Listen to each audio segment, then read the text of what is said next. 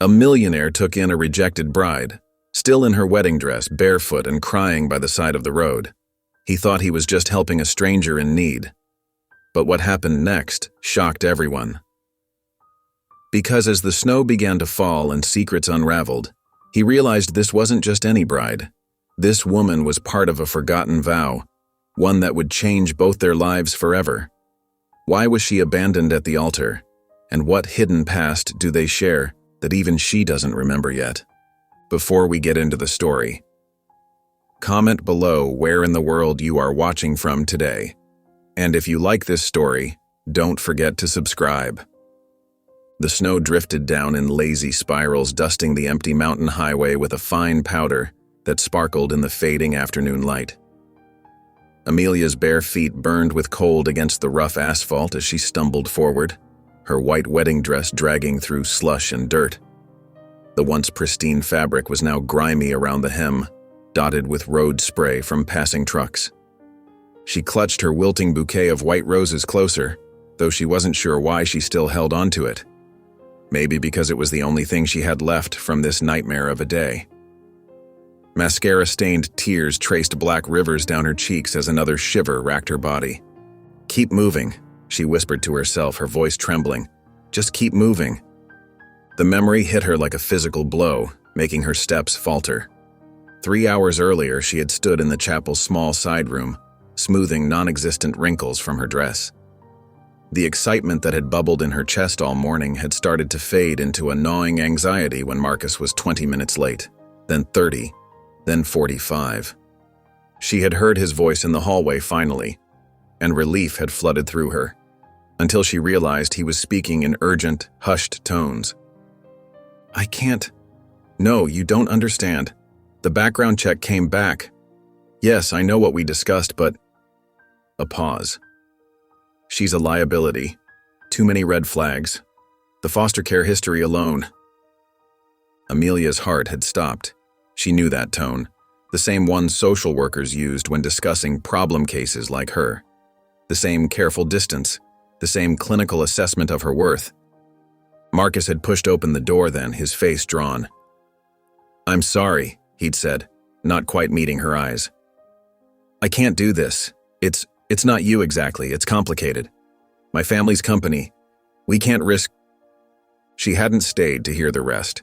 Something inside her had snapped, and she'd run, past the gathered guests, past the pitying looks and whispered comments, out into the street where she'd caught the first bus heading out of town, not caring where it went. The battery on her phone had died an hour ago, its last display showing 17 missed calls, mostly from her best friend Lisa, none from Marcus. She'd gotten off at a rural transfer station, started walking, and hadn't stopped since. Now, as the temperature dropped with the setting sun, Amelia's legs trembled with each step. Her feet had gone numb miles ago, which was probably a blessing given the cuts and bruises she'd collected. Up ahead, a faint glow pierced through the growing darkness. A gas station, its fluorescent lights creating a hazy dome in the falling snow. "Thank God," she breathed, forcing herself to keep moving. Just a little further. Maybe they'd let her use their phone, or at least sit inside where it was warm for a few minutes. The last of her strength gave out just as she reached the curb. Amelia sank down onto the cold concrete, her dress pooling around her like fallen snow. The bouquet slipped from her numb fingers, scattering broken petals across the ground. Her body shook with cold and exhaustion, and something that might have been laughter or might have been sobs. The low rumble of an approaching vehicle barely registered until headlights swept across her, accompanied by the crunch of tires on gravel. A black SUV pulled up to the nearest pump, its engine purring to a stop. Amelia didn't look up. She was beyond caring who saw her.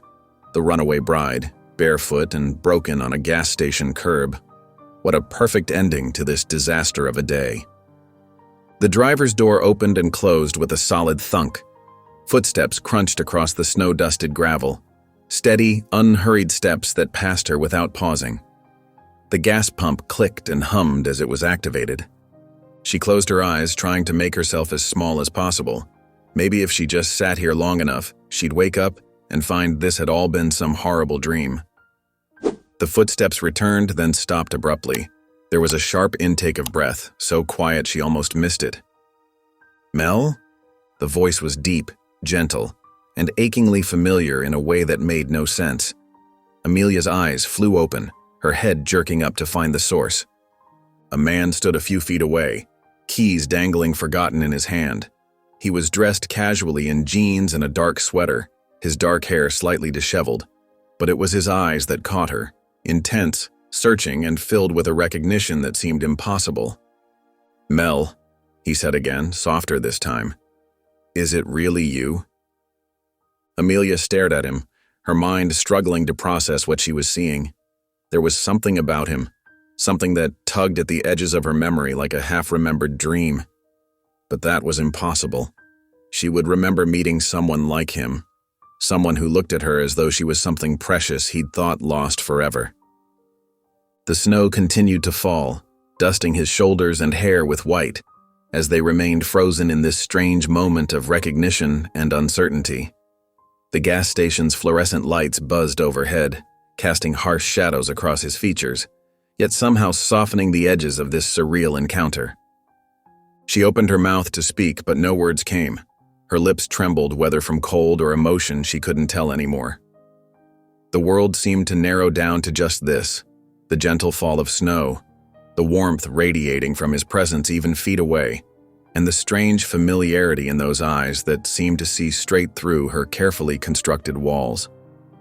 Elijah took a careful step forward, his movements deliberately slow and non-threatening.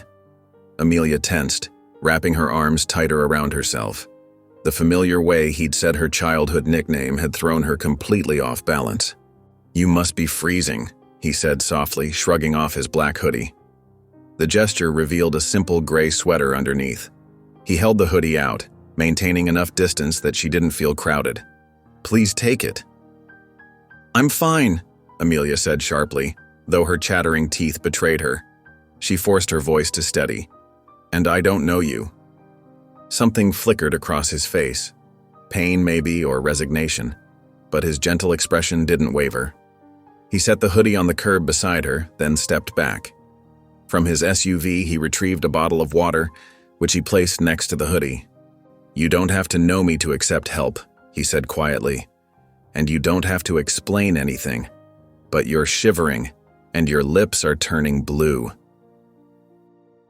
Amelia glanced down at her bare arms, noticing for the first time the goosebumps that covered her skin. The thin satin of her wedding dress offered no protection against the mountain cold, and the temperature was dropping rapidly as night approached. Still, she hesitated. "Why do you care?" she asked, unable to keep the bitterness from her voice. "Looking for a good deed to check off your list?" "No."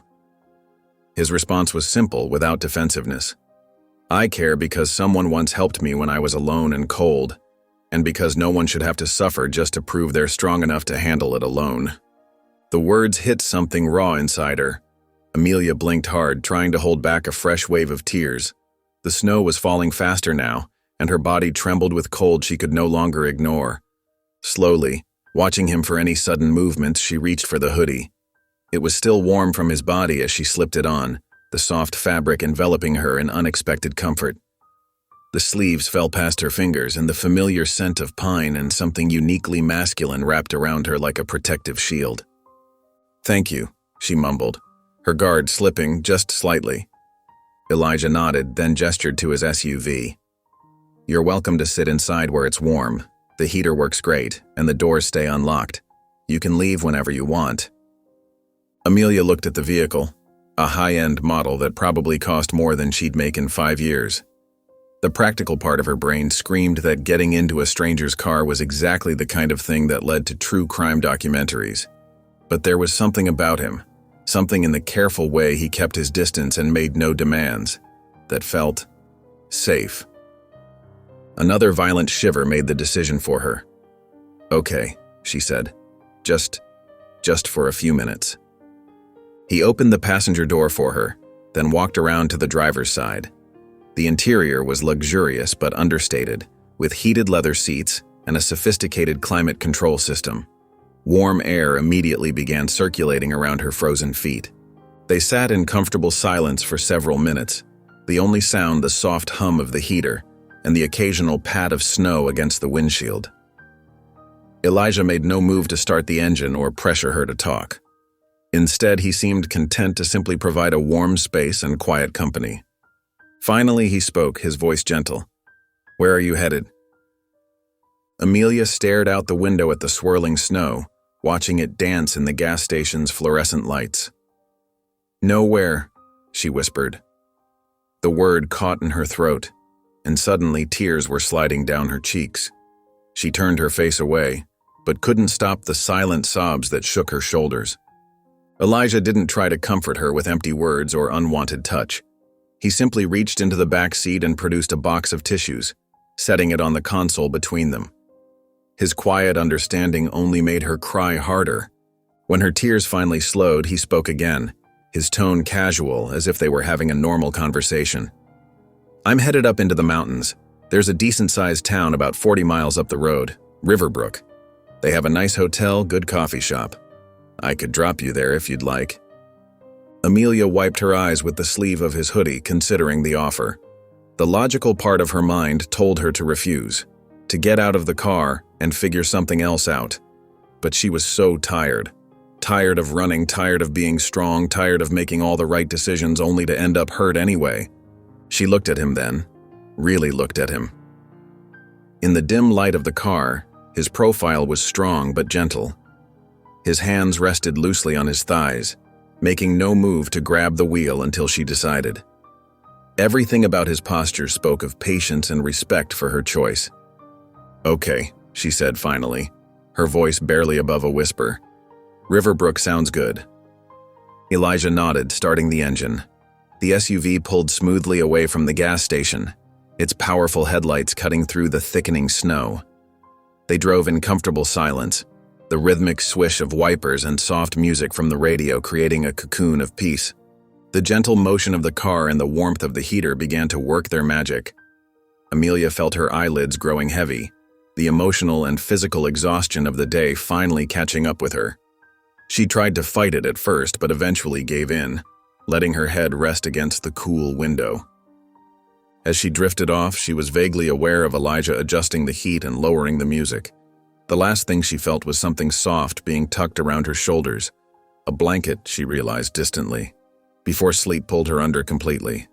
The SUV wound its way up the narrow mountain road, its headlights cutting through the gathering darkness. Elijah maintained a steady grip on the wheel, his eyes frequently darting to the dashboard screen where weather alerts scrolled past. The snow was falling more heavily now, thick flakes swirling in the beams of light. Beside him, Amelia stirred from her sleep, disoriented for a moment before remembering where she was. The wedding dress rustled beneath the blanket he'd draped over her.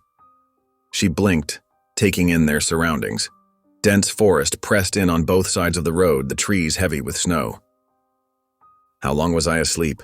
she asked, her voice still rough from crying. "About an hour," Elijah replied, keeping his eyes on the treacherous road. "We had to change course. The main highways closed due to weather." Amelia sat up straighter, anxiety creeping into her voice. "Where are we going?" "My place," he said simply. Then, perhaps sensing her tension, he added, "It's a cabin up here in the mountains. I know it probably sounds strange, but it's safer than trying to make it to Riverbrook in this weather." "Your cabin?" Amelia wrapped his hoodie tighter around herself. "You live up here?" A small smile touched his lips. "Most of the time, yes, I'm something of a recluse. I work as an engineer, but I do most of it remotely. Write some too." "What kind of engineering?" "Renewable energy systems mainly. I design off-grid power solutions." He gestured to a panel of switches near the steering wheel. "This vehicle's actually one of my projects, a hybrid system I've been developing." Amelia studied his profile in the dim light. He didn't look like her mental image of a reclusive mountain engineer. There was something almost familiar about the way his dark hair fell across his forehead, the quiet intensity in his eyes. The dashboard screen suddenly flashed red, accompanied by an urgent beeping. Elijah's expression tightened as he read the alert. "Landslide warning," he muttered, his knuckles whitening on the steering wheel. Before Amelia could respond, A deep rumbling sound filled the air. In the rearview mirror, she saw the road behind them beginning to crumble.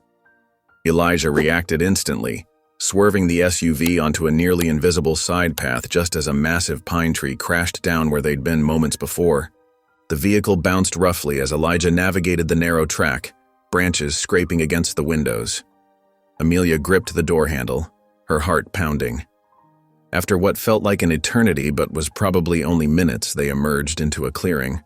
Through the thickening snow, Amelia could make out the shape of a large structure, not the rustic cabin she'd imagined, but a sophisticated lodge built into the mountainside. Walls of glass and weathered wood rose organically from the rocky ground, somehow both imposing and perfectly at home in the wilderness. Elijah pulled up to a covered parking area and killed the engine. "We made it," he said, relief evident in his voice. "The lodge has its own power system and enough supplies to last months. We'll be safe here until the storm passes." The word months made Amelia's stomach clench, but she pushed the anxiety aside. Right now, she needed to focus on the immediate situation. She was stranded in a mountain lodge with a stranger, wearing a wedding dress in the middle of a snowstorm. "Come on," Elijah said gently. "It's getting colder by the minute." They made a dash for the front door through the intensifying snowfall. Amelia's bare feet burned with cold against the stone path, making her stumble. Without comment, Elijah steadied her with a hand under her elbow, but released her as soon as she regained her balance. At the door, he quickly entered a code into a sophisticated-looking keypad. The lock clicked open, and warm air rushed out to meet them. Elijah stepped back, allowing Amelia to see inside. The interior took her breath away. Soaring windows framed the snowy forest, while warm wooden walls created a sense of shelter and comfort. A massive stone fireplace dominated one wall, with comfortable leather furniture grouped around it. Built-in bookshelves lined another wall, filled with volumes that spoke of years of careful collecting. But it was the feeling of the place that struck her most deeply. Despite its size, the lodge felt like a sanctuary, quiet, peaceful, removed from the chaos of the world below.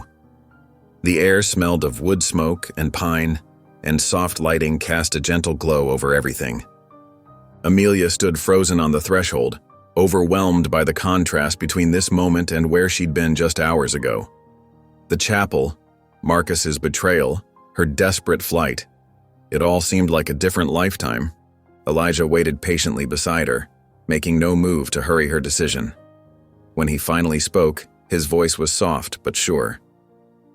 "You're safe here." The simple statement, delivered without pressure or expectation, broke through the last of her hesitation. Amelia took a deep breath and stepped inside, leaving the storm behind. The storm howled against the windows, but inside the lodge, warmth from the growing fire pushed back the mountain cold. Elijah moved with quiet efficiency, arranging logs in the massive stone fireplace and coaxing the flames higher. Each movement was practiced, suggesting years of similar evenings spent in this remote sanctuary. Amelia perched on the edge of the leather sofa, her wedding dress creating a stark white contrast against the deep brown leather. She'd wrapped herself tightly in the thick wool blanket Elijah had given her, but still couldn't stop shivering. Whether from cold or shock, she wasn't sure anymore. Her bare feet, now cleaned of road dust and warming slowly, were tucked beneath the voluminous skirts of her dress. The fire caught properly, crackling and sending shadows dancing across the wooden walls. Elijah straightened up and glanced at Amelia, his expression careful and neutral. "I should make something to eat. You probably haven't had anything all day." The gentle observation made Amelia realize he was right. She couldn't remember her last meal.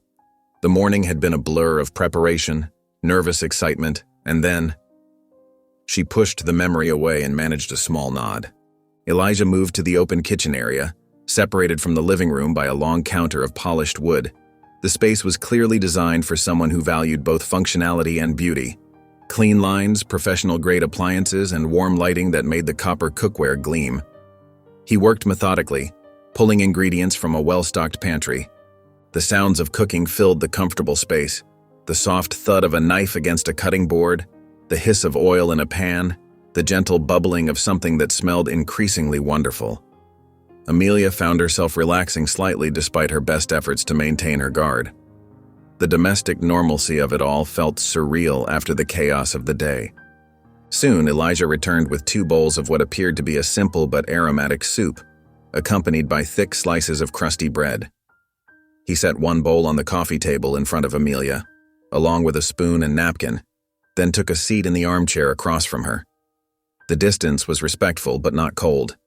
They ate in silence, broken only by the crackling fire and the storm's muffled rage outside. The soup was perfect, warm and comforting, with chunks of vegetables and tender meat in a rich broth. Amelia hadn't realized how hungry she was until the first spoonful hit her tongue. She finished the entire bowl, using the bread to soak up every last drop. When she set the empty bowl down, Elijah spoke quietly. "There's a guest room upstairs with its own bathroom, and..." He hesitated briefly. "I have some clothes you could borrow. Nothing fancy, but they'll be more comfortable than..." He gestured vaguely at her dress. Amelia looked down at the once beautiful gown, now wrinkled and slightly dirty at the hem. The sight of it made her throat tight. "That would be... thank you." Elijah nodded and disappeared upstairs, returning moments later with a neat stack of clothing: flannel pants, a soft, long-sleeved shirt, thick socks, and a warm sweater. All clearly expensive but well-worn. Speaking of comfort rather than luxury, he set them on the coffee table without ceremony. Amelia ran her fingers over the soft fabric, then looked up at her mysterious host. He'd been nothing but kind, yet she knew nothing about him. "Why?" she started, then paused to gather her thoughts. "Why are you alone out here?" Elijah settled back in his chair, his eyes reflecting the firelight. A small smile, touched with something that might have been sadness, crossed his face. "I guess I stopped needing the noise," he said simply. The answer held worlds of unspoken history, but Amelia recognized the boundaries in his tone. She didn't pry further. After all, she was hardly in a position to demand anyone else's secrets. "The guest room is the second door on the right," Elijah said, changing the subject smoothly. "Take all the time you need." The bathroom attached to the guest room was as luxurious as the rest of the lodge. Heated floors, a rainfall shower, thick towels that felt like clouds. Amelia stood under the hot water for a long time, letting it wash away the day's tears and terror. When she finally emerged and dressed in the borrowed clothes, she felt almost human again. The flannel pants and sweater enveloped her in soft warmth, and the thick socks were heaven on her abused feet. She combed through her wet hair with her fingers, wiping steam from the mirror to study her reflection. The person looking back seemed both familiar and strange, bare-faced, vulnerable, but somehow still standing. When she made her way back downstairs, she found Elijah still by the fire, now with an old wooden chess set arranged on the coffee table. 2 steaming mugs of tea sat nearby, their herbal scent mixing with the wood smoke. He looked up as she approached but didn't comment on her changed appearance. Instead, he simply gestured to the chessboard. "Do you play?" Amelia settled onto the sofa, tucking her feet under her. "A little. It's been a while."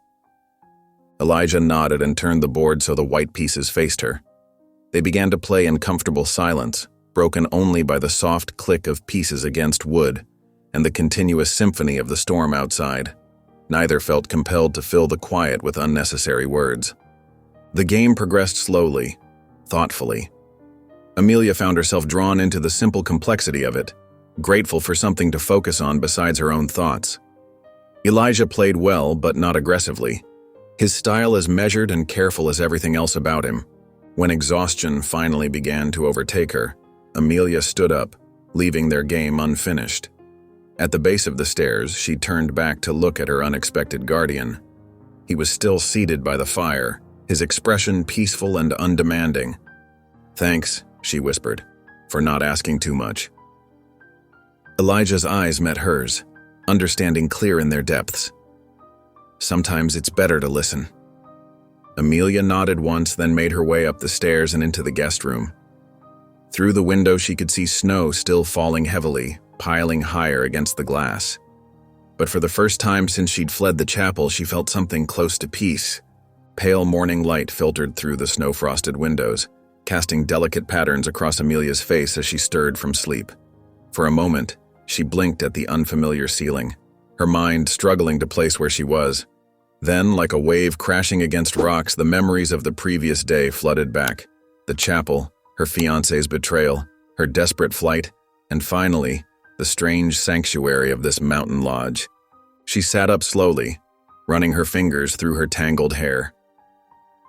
The guest room looked different in the daylight, spacious yet cozy, with simple, elegant furniture and thick carpets in muted earth tones. Through the window she could see fresh snow blanketing everything in pristine white, transforming the landscape into something from a winter fairy tale.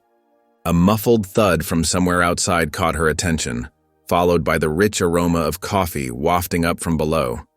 Her borrowed flannel clothes were rumpled from sleep, but they still felt impossibly soft against her skin. She stood carefully, her feet appreciating the plush socks Elijah had given her.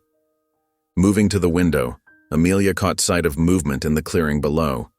Elijah was already up and working, methodically splitting logs for the fireplace.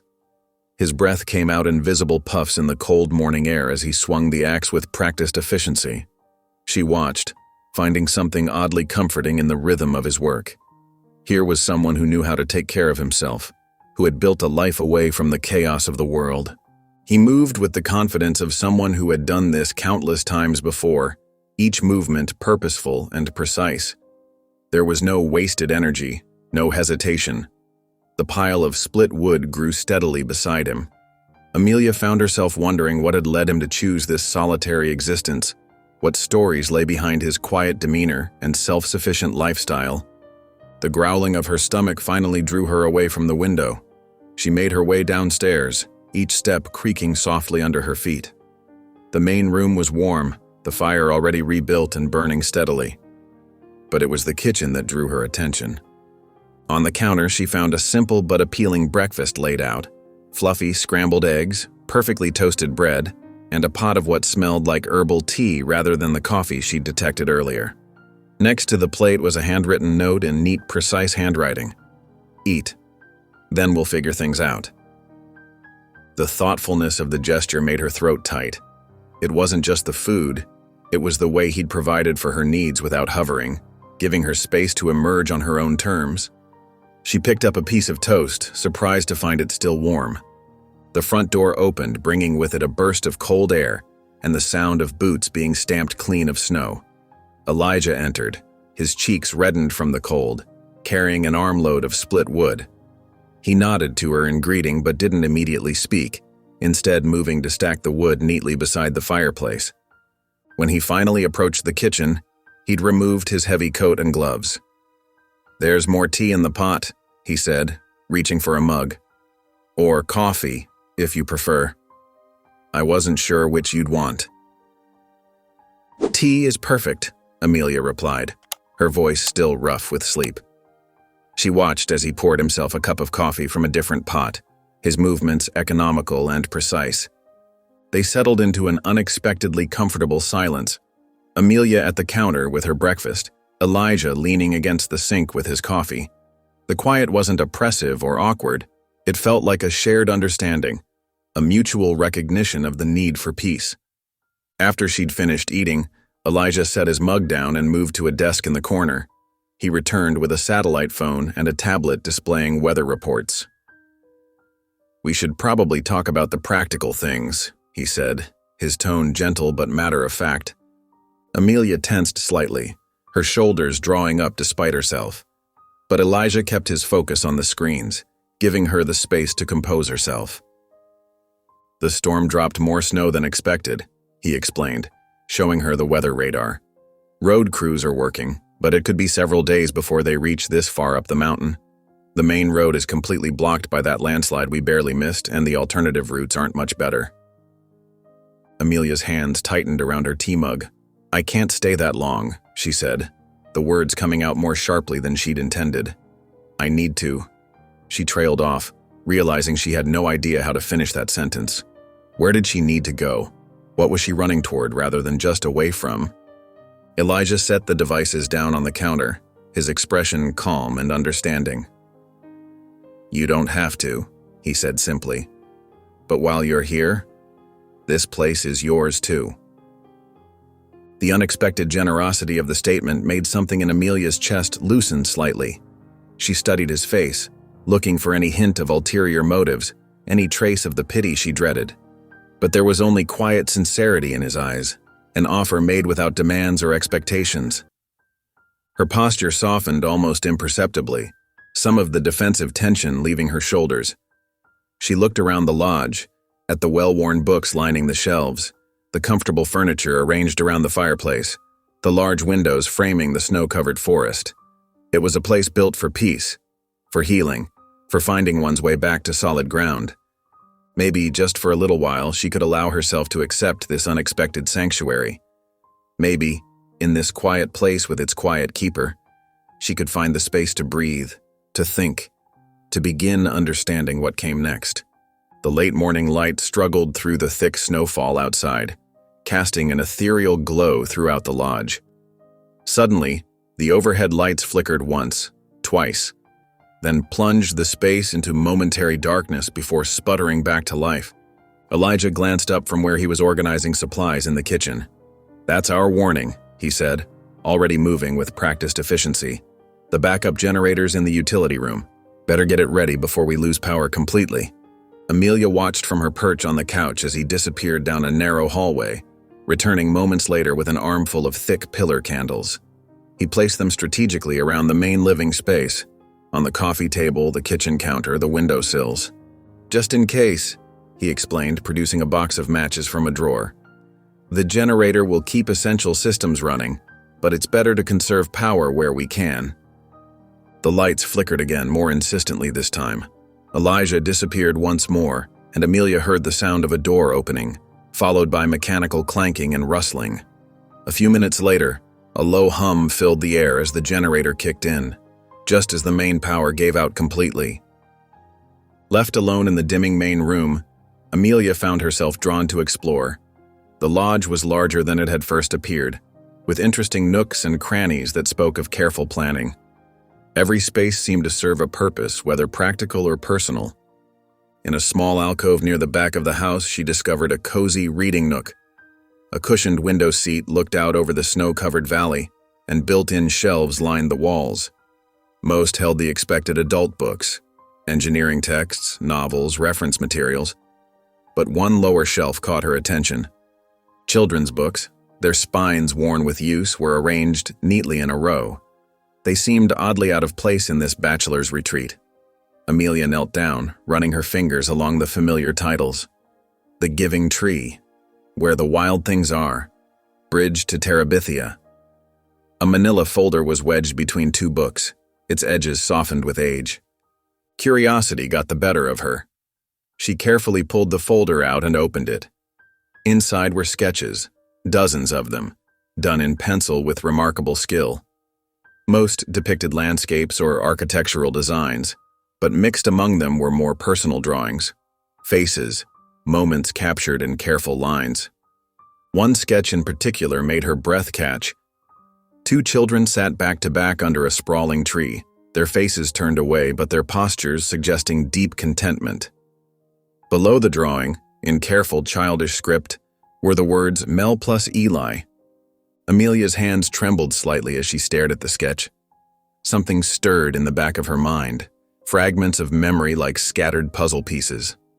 Laughter echoing across a grassy field, the rough bark of a tree against her back, a birthday candle's flame dancing in the wind as a boy's voice sang off-key. The sound of footsteps approaching snapped her back to the present.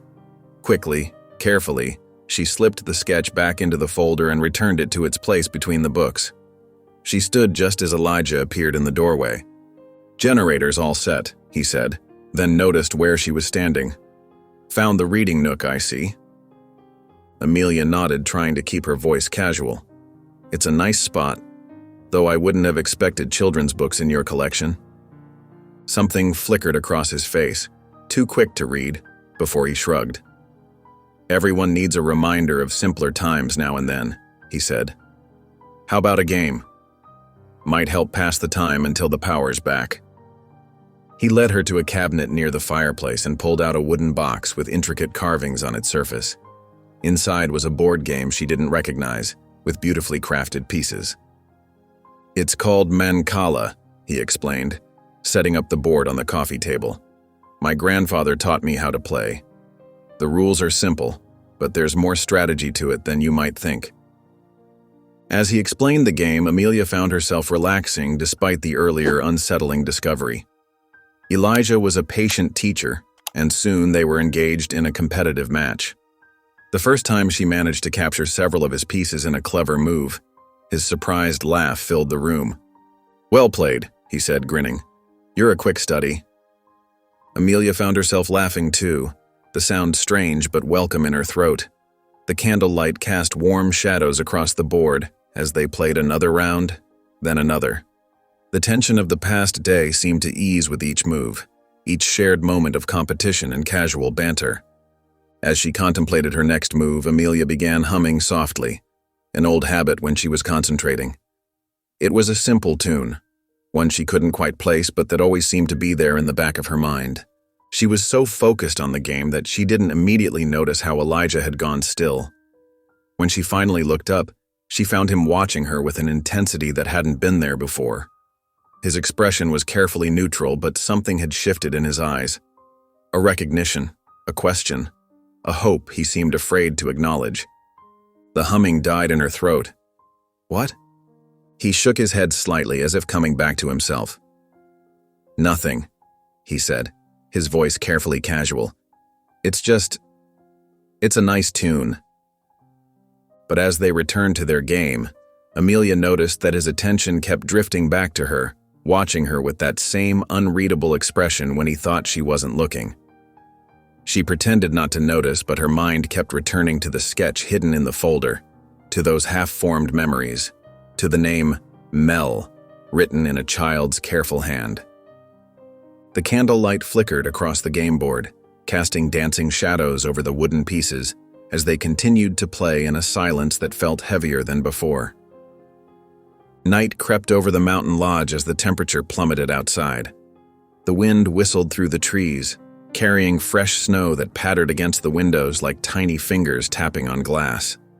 Inside, the fireplace cast a warm, dancing glow across the living room, where Amelia and Elijah had settled into a comfortable silence. Amelia pulled her blanket tighter around her shoulders, trying to suppress a shiver. Elijah noticed and stood up, disappearing down the hallway without a word. He returned moments later, carrying something dark and folded in his hands. "Here," he said, holding out what appeared to be an old hoodie. "This might help. It's warmer than it looks." Amelia took it, the fabric soft and worn beneath her fingers.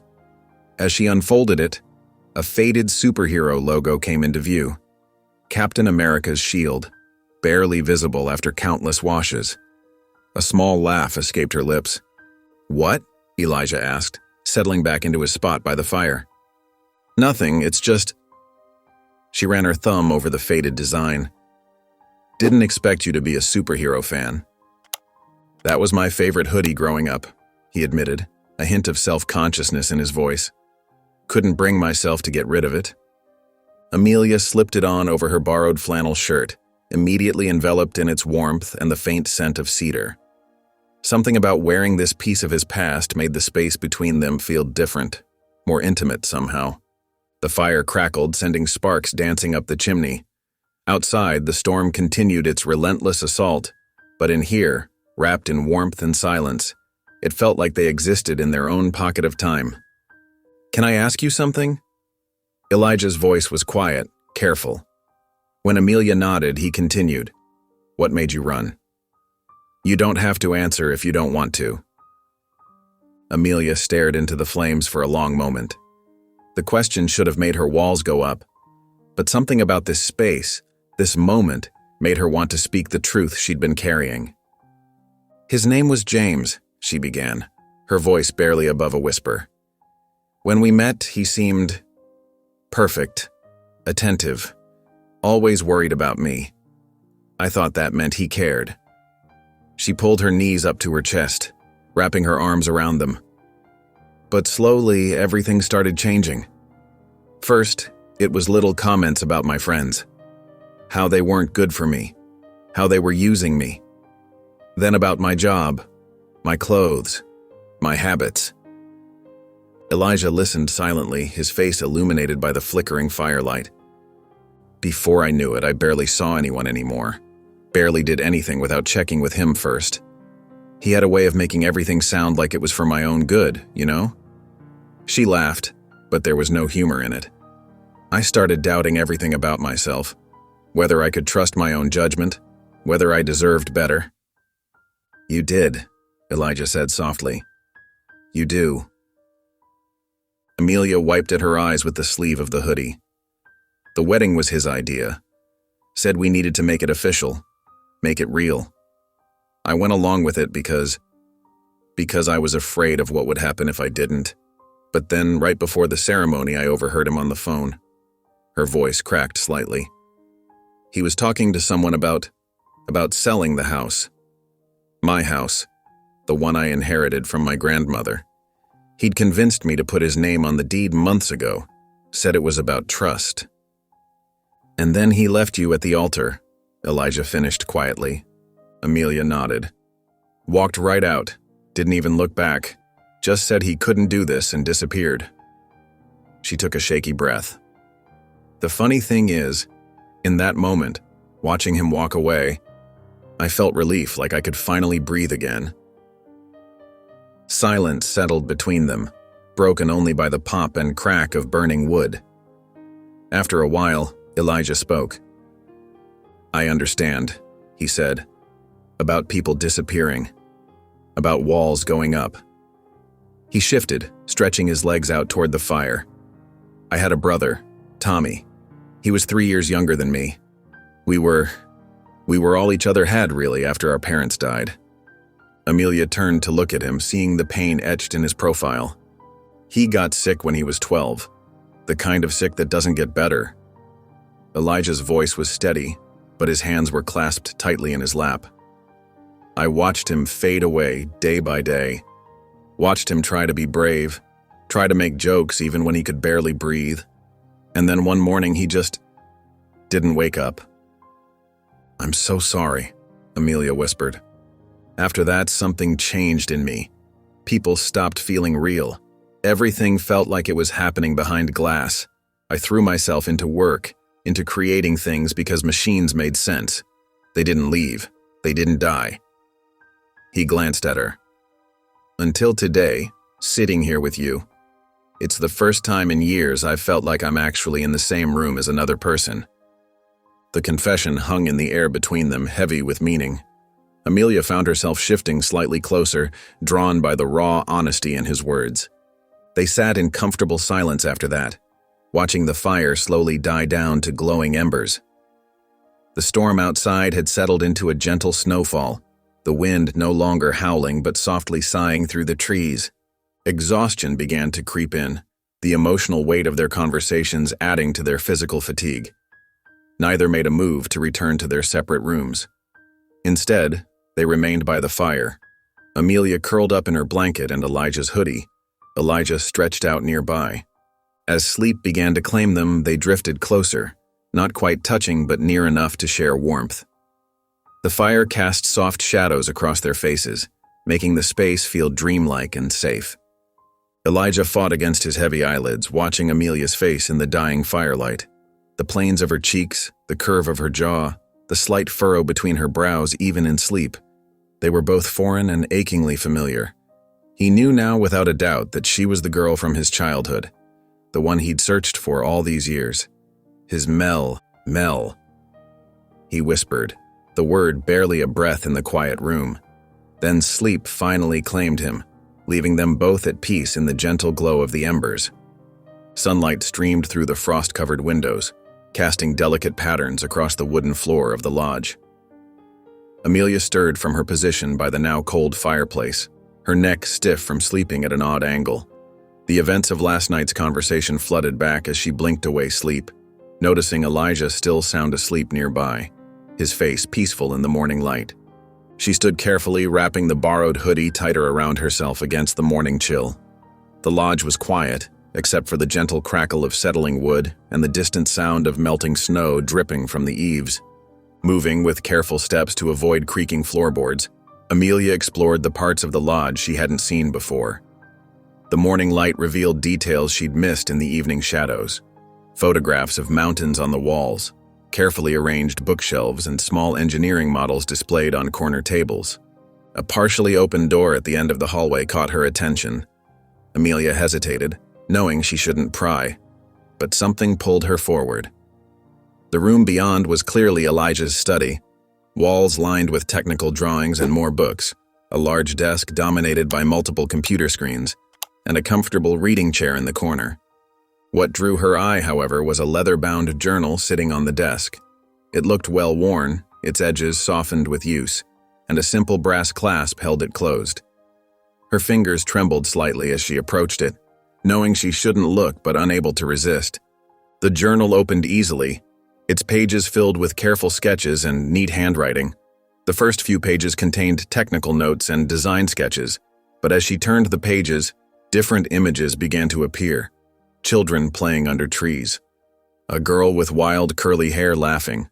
A boy showing her how to climb higher branches. Amelia's breath caught in her throat. The sketches were familiar in a way that made her chest ache, like remembering a dream she didn't know she'd had. Her fingers traced the lines of the drawings, something stirring in the back of her mind. Then she turned to a page that made her heart stop. A detailed sketch of two children sitting back to back under a massive oak tree, their expressions peaceful and happy. Below it, in careful handwriting, Mel plus Eli, Promise Tree, Summer 1998. Her hands shaking more now, Amelia continued turning pages. The entries became more recent, the handwriting changing subtly over time. One page contained a simple vow, written in firm, determined strokes. "If I ever find Mel again, I'll keep my promise. We were just kids, but I meant it." Tears began to blur her vision as she read further. Pages detailed searches through foster care records, private investigators' reports, dead ends, and false leads. One page held a partially redacted document, her childhood file from the system, her original surname blacked out after she'd been placed with a new family. The memories started flooding back, no longer hazy but sharp and clear. A boy who protected her from bullies at the group home, secret hideouts in the garden, a promise made under their favorite tree, that they'd find each other again someday, that they'd make their own family where no one could separate them. Eli. Her Eli. The only person who'd ever made her feel truly safe, truly seen, before life and the system tore them apart. More tears fell as she read about his rise in the tech world, his success, and how he'd used his resources to try to find her. But her name had changed twice in the system, and records had been sealed or lost. The journal entries spoke of his growing isolation, his retreat to the mountains, and his continued hope that somehow, someday, he'd find her again. With trembling hands, Amelia carefully closed the journal and placed it exactly where she'd found it. Her heart pounded so hard she could hear it in her ears. All this time, all these years, he'd never stopped looking for her. And now, by some miracle or twist of fate, she'd literally stumbled into his life again. She took a deep breath, trying to steady herself, and turned to leave the study. But as she reached the doorway, she froze. Elijah stood there, his expression unreadable, his eyes fixed on her face. Neither of them spoke. The air between them felt charged with 20 years of lost time, unspoken words, and a childhood promise that had never been forgotten. They stood there, locked in that moment as morning sunlight streamed through the windows, and the weight of recognition hung heavy in the air between them. The late morning sun sparkled off the fresh snow, turning the world outside the lodge into a dazzling white landscape. Inside, the tension remained thick between Amelia and Elijah as they stood in the doorway of his study, neither quite able to meet the other's eyes. Elijah cleared his throat softly. "It's beautiful out there," he said, his voice gentle. "Maybe we could use some fresh air?" The storms passed. Amelia nodded, grateful for the suggestion. The lodge suddenly felt too small, too intimate with the weight of what she'd discovered pressing down on her. "Fresh air sounds good," she managed to say. They bundled up in warm clothes Elijah provided, thick wool socks, winter boots, and heavy coats. The preparations gave them both something to focus on besides the unspoken words hanging between them. As they stepped outside, the crisp mountain air bit at their cheeks and their boots crunched in the knee-deep snow. Elijah led the way down from the lodge's covered porch, breaking a path through the pristine powder. The snow sparkled like millions of tiny diamonds in the sunlight, and the air was so clear it made their lungs ache with each breath. Everything felt clean and new, as if the storm had washed away the old world and left this fresh canvas in its place. "I haven't built a snowman in years," Elijah said suddenly, stopping in a relatively flat area. He bent down and started gathering snow in his gloved hands. "Want to help?" Amelia watched him for a moment, surprised by the childlike spontaneity of the suggestion. It was such a contrast to his usual reserved demeanor that she couldn't help but smile. "I'm probably terrible at it," she admitted, but knelt down beside him anyway. They worked in companionable silence at first, rolling the snow into increasingly larger balls. The physical activity helped ease some of the tension between them. When Elijah's first attempt at the base section rolled sideways and collapsed, Amelia couldn't suppress a laugh. "Hey, I'd like to see you do better," he challenged, but his eyes were twinkling. "Watch and learn," she replied, demonstrating how to pack the snow more tightly as she rolled. Soon they had 3 somewhat misshapen spheres stacked on top of each other, though the middle section bulged out awkwardly on one side. "He looks like he's been hitting the gym," Amelia commented, patting the bulging middle section, but only on his right side. Elijah chuckled, the sound warming the cold air between them. "Maybe he's carrying his workout gear in there." He disappeared into the lodge briefly and returned with an old scarf and hat. The hat was a faded baseball cap that sat crooked on the snowman's head, giving him a rakish appearance. For the nose, they found a twisted stick that curved slightly to the left. "Perfect," Elijah declared, stepping back to admire their handiwork. "He's got character." Amelia gathered her courage as they stood looking at their creation. I saw your journal earlier," she said softly, trying to keep her voice casual. "Just in passing. In your study. You've been looking for someone, haven't you?" The playful atmosphere evaporated instantly. Elijah's shoulders tensed, but he didn't seem angry at her admission. Instead, a profound sadness crossed his face. "Yes," he said finally, his voice barely above a whisper. "For a very long time now." They stood in silence for a moment, their breath forming small clouds in the cold air. Elijah's eyes were fixed on the distant mountains, but his mind seemed far away. "Would you tell me about them?" Amelia asked gently, her heart pounding so hard she was sure he must be able to hear it. Elijah sank down into the snow, not seeming to mind the cold. After a moment's hesitation, Amelia sat beside him. Their shoulders were almost touching, and she could feel the warmth radiating from him even through their thick winter coats. "Her name was Mel," he said finally, his voice thick with emotion. "We were kids together in the group home. She was—" He paused, searching for words. "She was the only person who made that place feel like home. We had this tree deep in the woods behind the property. We called it our promise tree." Amelia held her breath, fighting to keep her expression neutral as memories flooded back. Of climbing that tree, of sharing secrets in its branches, of feeling safe for the first time in her young life. "I carved our initials in that tree," Elijah continued, absently drawing patterns in the snow with his gloved finger. "The day before they took her away, we promised we'd find each other again someday." He gave a hollow laugh. "Sounds silly now, probably. We were just kids." "It doesn't sound silly," Amelia said softly, her voice barely steady. "That tree, it was the last place I saw her. I've tried everything to find her since then. Private investigators, database searches, even tried to hack into sealed records once." He shook his head.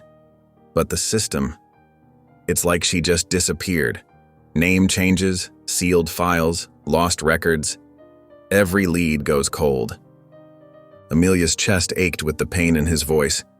She wanted to tell him everything, that she was right here, that she remembered, that she'd never forgotten him either. But fear held her back. Fear of disrupting whatever fragile connection they'd rebuilt. Fear of not living up to 20 years of searching and hoping. Instead, she sat quietly beside him, watching as their lopsided snowman cast a growing shadow across the pristine snow. The sun had climbed higher, and the air was warming slightly, causing tiny droplets to fall from the tree branches above them. "We should head in," Elijah said finally, pushing himself to his feet. He offered her his hand, pulling her up with careful strength. "Before our friend here starts to melt." As they walked back toward the lodge, Amelia glanced at him, really looking at his face. The same kind eyes she remembered, now lined with years of searching and loneliness.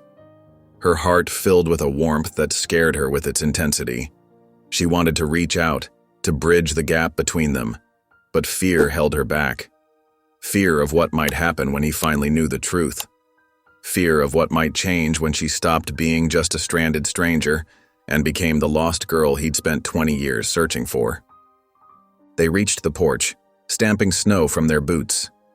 Elijah held the door open for her, and as she passed him, their eyes met briefly. In that moment, she let herself look at him with all the warmth and recognition she felt, before quickly looking away and stepping inside. The afternoon sun cast long shadows through the lodge's windows as Amelia curled up in the reading nook, a worn paperback open but unread in her lap. The cushioned window seat had become her refuge over the past few days, offering both comfort and a place to think. Outside, snow dripped steadily from the eaves as the temperature rose just enough to start the slow melt. Her mind kept circling back to the journal, to the sketches, to the little boy who'd been her only friend in a world that kept shifting beneath her feet. She traced her fingers over the soft fabric of the hoodie she still wore, his childhood favorite. How many times had she thought about him over the years? How many times had she wondered if he remembered her too? Now here he was, no longer the skinny boy with messy hair and ink-stained fingers, but a man who'd spent 2 decades looking for her. The weight of that dedication pressed against her chest, making it hard to breathe. She'd changed her name twice since then. First when she was adopted at 13, then again when she turned 18 and wanted a fresh start. No wonder he'd had trouble finding her. In the study across the hall, Elijah sat at his desk, papers spread out before him. Every few minutes, his eyes would drift to the closed door, then back to his work. His fingers tapped an irregular rhythm on the wooden surface, betraying his distraction. The morning's conversation in the snow had stirred up memories he usually kept carefully contained, and now they refused to settle. Amelia watched his shadow move behind the frosted glass panel of the study door. She could tell by his restless movements that he was as unsettled as she was. Part of her wanted to go to him, to tell him everything, but another part held back. What if she wasn't what he expected? What if knowing changed everything between them? The grandfather clock in the hall struck 3, its deep chimes echoing through the quiet lodge. Elijah emerged from the study, running a hand through his already disheveled hair. "I was thinking of making a late lunch," he said, his voice carefully casual. "Would you like some?" Amelia nodded, grateful for the distraction. She followed him to the kitchen, where they worked together in comfortable silence, preparing sandwiches and heating up homemade soup he'd pulled from the freezer. The domestic normalcy of it all made her chest ache with longing for what could be. They settled at the small kitchen table, steam rising from their bowls. Amelia wrapped her hands around her mug of tea, gathering courage. "Can I ask you something?" she said finally. Elijah looked up, his expression open. "Of course. Earlier, when you were working, I noticed some papers about a startup company you've been funding." She kept her voice light, curious rather than probing. "What kind of company is it?" Something flickered across Elijah's face. Hesitation, perhaps even discomfort. He set down his spoon slowly. It's actually struggling right now," he admitted. "The founder approached me about 6 months ago with this proposal for a charitable foundation. The ideas were innovative, using technology to track and support foster kids through the system, preventing them from falling through the cracks." He paused, stirring his soup absently. It hit close to home. Amelia's heart began to pound as she waited for him to continue. "The original charity proposal fell through, but he pitched me a tech startup instead. said the profits would help fund the charitable work. Elijah shook his head slightly. I should have done more due diligence, but something about his passion for helping foster kids, I wanted to believe in it. What's the company called? Amelia asked, though she already knew the answer, could feel it coming like a wave about to crash. Tech Fusion Solutions, Elijah said. The founder's name is James Carlton. The name hit Amelia like a physical blow. James Carlton, the man who'd left her standing alone in a chapel less than a week ago. The man who'd spent months telling her she was lucky he wanted her, that no one else would understand her like he did. The man who'd made her feel small and grateful for whatever scraps of affection he offered. Suddenly, everything shifted in her mind. The coincidence was too perfect. Elijah, funding her ex-fiance's company, finding her on that remote road, taking her in. He must have known who she was all along. Was this all just guilt? Pity for the woman his investment had indirectly hurt? The soup turned to ash in her mouth. She set down her spoon with trembling fingers, trying to keep her face neutral even as her world tilted sideways again. But something must have shown in her expression because Elijah leaned forward, concern etching lines between his brows. Amelia, are you all right? He reached across the table as if to touch her hand, then pulled back, respecting the sudden wall she'd thrown up between them. She couldn't meet his eyes. Everything that had felt real and warm between them now seemed artificial, calculated. Had he been laughing at her all along? Watching her slowly trust him, all while knowing exactly who she was and what James had done to her? I'm fine, she said, but her voice came out flat and distant. Just tired, I think. Elijah studied her face, clearly sensing the change but unable to understand its cause. The concern in his eyes only made it worse. Was it real or just another performance? She stood up abruptly, nearly knocking over her chair. I need some air, she managed to say. But instead of heading outside, she retreated to the reading nook, pulling her knees up to her chest and staring out at the melting snow. From the kitchen, she could hear Elijah cleaning up their half-eaten lunch, his movements slower and heavier than usual. He paused outside the living room, and she could feel him wanting to check on her, to understand what had gone wrong. But after a moment, he walked away, leaving her alone with her thoughts and the growing weight of betrayal in her chest. The afternoon sun continued its slow arc across the sky, but Amelia barely noticed. She was too busy rebuilding her walls, brick by brick, wondering how she could have been foolish enough to let them down in the first place. The evening settled over the lodge like a heavy blanket, bringing with it a chill that seemed to seep through the walls despite the warmth of the fireplace. Shadows stretched across the wooden floors, dancing in the flickering light, but the cozy atmosphere that had filled the space earlier that day had vanished. In the kitchen, Elijah pulled a freshly baked apple crisp from the oven, the sweet aroma of cinnamon and butter filling the air. He'd spent the afternoon stress baking, trying to understand what had shifted during lunch. The dessert was a peace offering of sorts, though he wasn't sure what he was apologizing for. Amelia, he called softly, setting the dish on a cooling rack.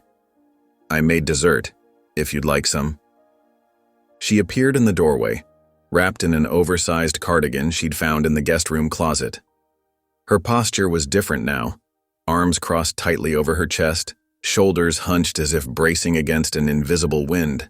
The warmth that had begun to show in her eyes earlier was gone, replaced by a carefully blank expression. No, thank you, she said, her voice polite but distant. I'm actually pretty tired. Think I'll turn in early.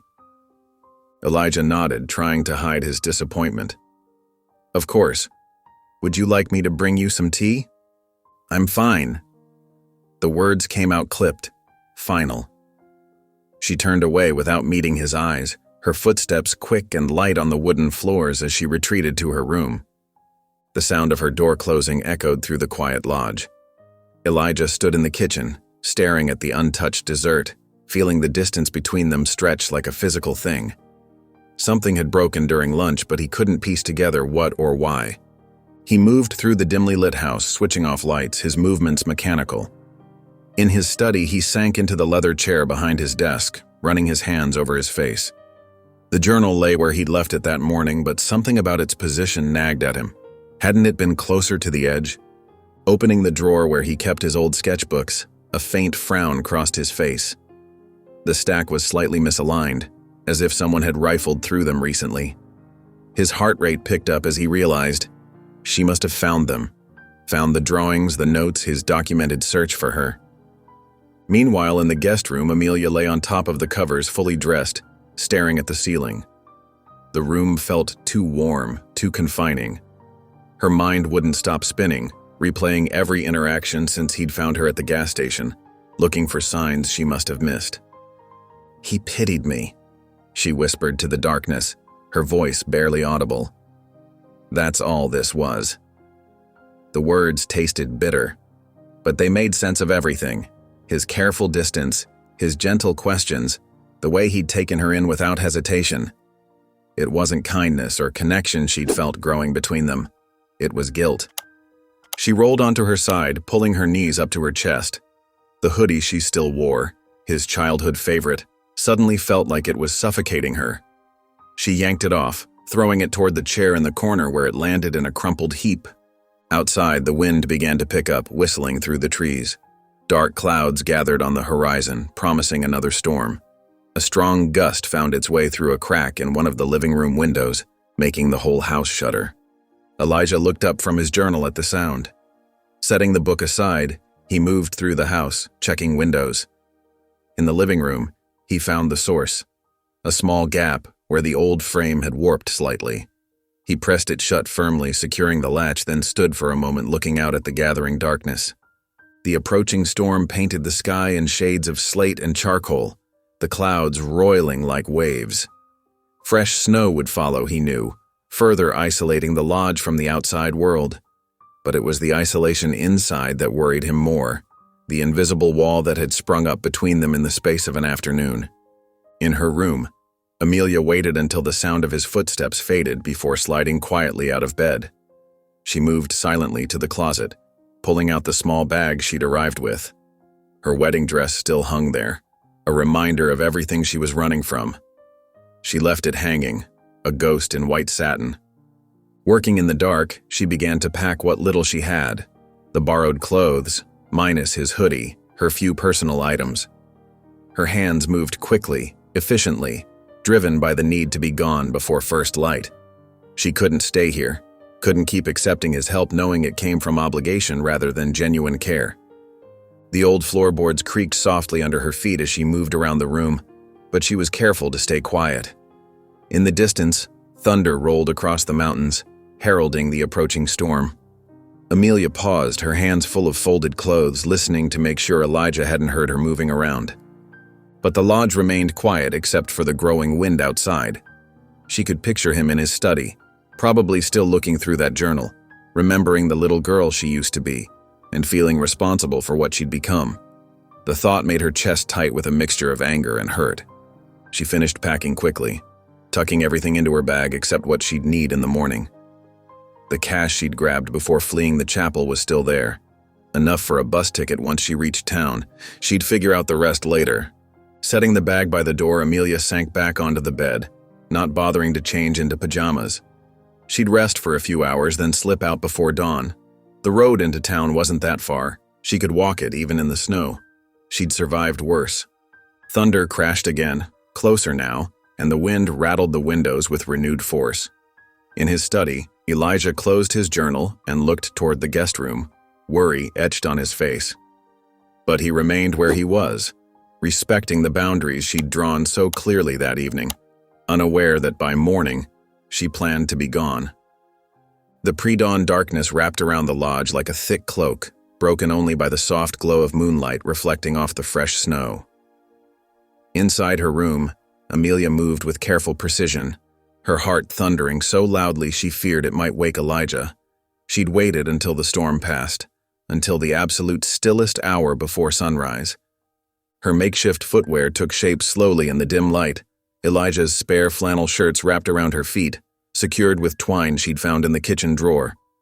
The fabric was thick and warm, and she worked methodically, crossing the twine in tight patterns to keep the makeshift boots from slipping. Her fingers trembled slightly as she tied the final knots, but her resolve remained firm.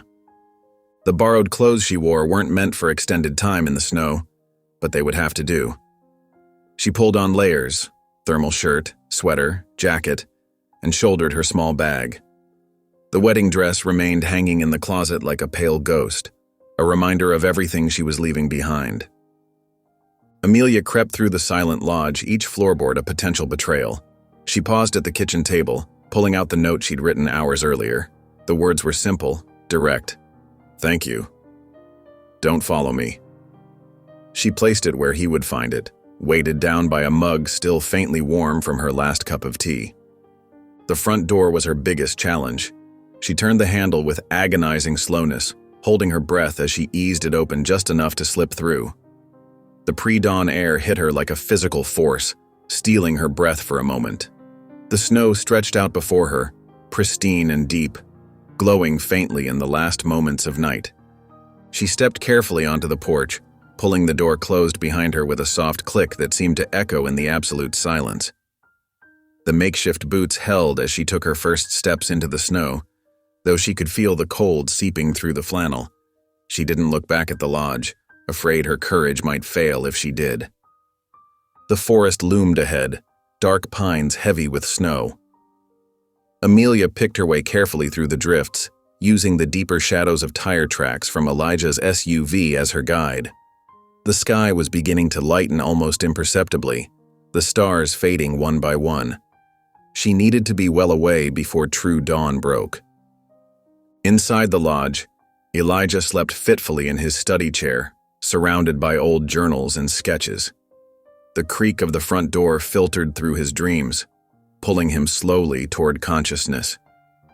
His eyes opened, mind still fuzzy with sleep, but something felt wrong. The house was too quiet, too still. He sat up suddenly, fully awake now. "Amelia?" he called out softly, then louder when no response came. The silence that answered sent him rushing to his feet, nearly knocking over a stack of books in his haste. The guest room door stood open, revealing rumpled bedding and empty closet hangers. His heart clenched as he moved quickly through the lodge, calling her name with increasing urgency. In the kitchen, the note caught his eye immediately, 3 words that sent a spike of fear through him. "No, no, no," he muttered, grabbing his coat and shoving his feet into boots. He didn't bother with gloves or a hat, driven by pure instinct and rising panic. The cold hit him hard as he burst out onto the porch, but he barely noticed it. In the growing light, he could make out her tracks in the snow, heading toward the old forest road. "Amelia!" he shouted, his voice carrying in the still morning air. Only silence answered, broken by his rapid breathing as he plunged into the snow, following her trail. The tracks were clear, but already beginning to soften as snow shifted and settled. She had maybe an hour's head start. He moved as fast as he dared through the deep snow, calling her name periodically. The sky continued to lighten, revealing more of the winter landscape around him. His mind raced with possibilities. She could have reached the main road by now, or taken a wrong turn in the dim light, or... The thought spurred him to move faster, no longer caring about the snow filling his boots or the biting cold on his exposed face. He knew these woods, had wandered them countless times as a child, and later as an adult. Something pulled him forward, a certainty he couldn't explain but trusted completely. The trail led deeper into the forest, away from the road. Elijah's worry deepened. She was heading the wrong way, moving further from help rather than toward it. The tracks became more erratic, showing places where she had struggled through deeper drifts or stopped to rest. Then he saw it, the massive pine tree that had been his childhood sanctuary. Even at a distance, he recognized its distinctive shape, the way its branches swept down to create a natural shelter. His heart leaped into his throat as he spotted a dark shape crumpled at its base. "Amelia!" he shouted, breaking into a run despite the deep snow. She lay curled on her side, half buried in white powder, her makeshift boots coming unwound. Her face was pale, lips tinged with blue, but he could see the faint movement of her breathing. Elijah fell to his knees beside her, gathering her into his arms with desperate gentleness. She was cold, so cold, but alive. His eyes caught on something else. There, on the trunk of the pine, Barely visible through years of bark growth were the initials he'd carved so long ago. E+M. Mel, he whispered, cradling her closer, using his body heat to warm her.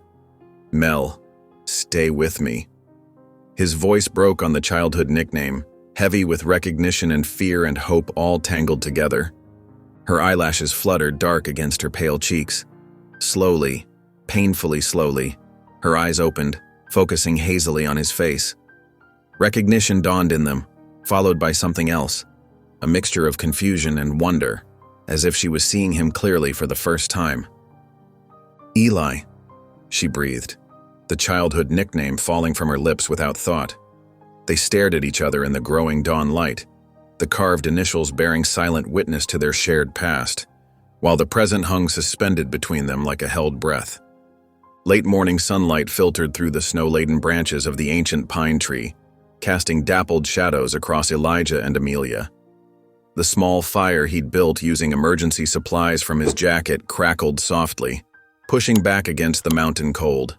Wisps of smoke curled upward through the pine needles, disappearing into the crisp winter air.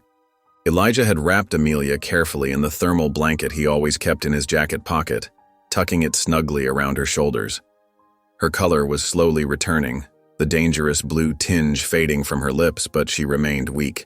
They sat close together against the rough bark of the tree trunk, his body heat helping to warm her. Small sips, Elijah murmured, holding a water bottle to her lips. His other arm remained firmly around her shoulders, supporting her. She took a careful drink, her hands still trembling too much to hold the bottle herself. The fire popped and hissed as melting snow dripped from the branches above. Amelia's breathing had steadied, though exhaustion lined her face.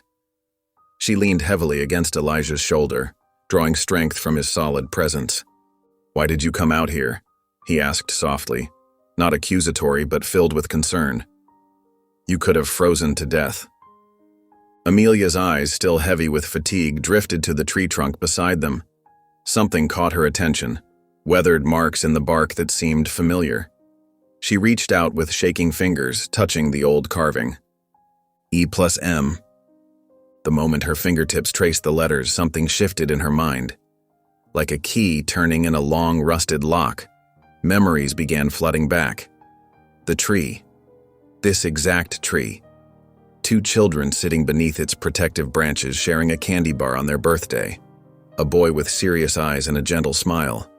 A girl who'd finally found someone who understood her.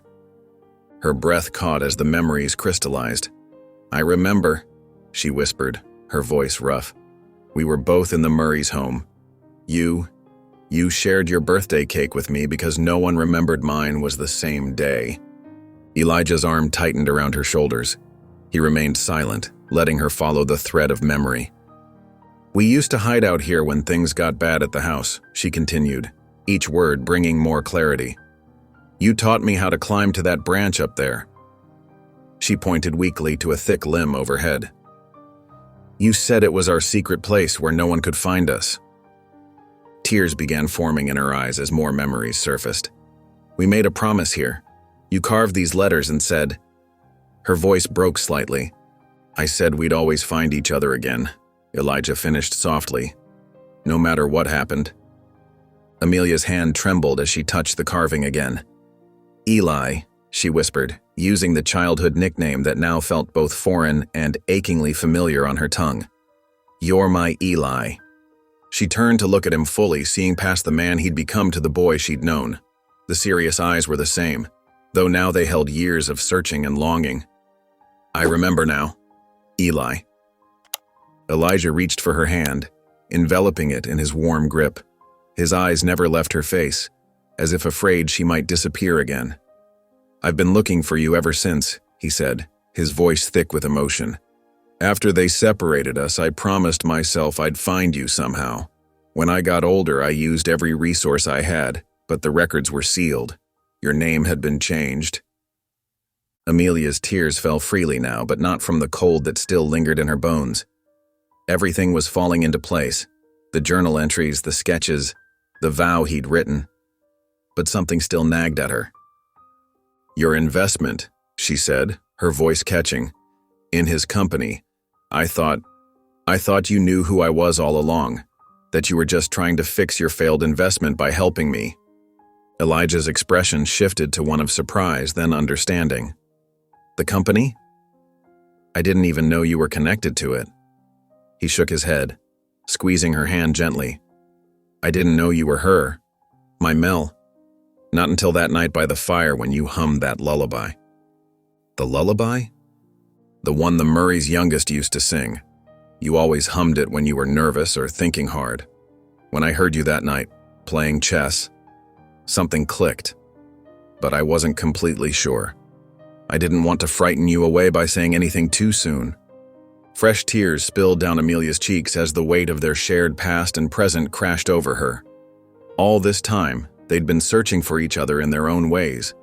She'd locked away her memories of that foster home so deeply, trying to protect herself from more hurt.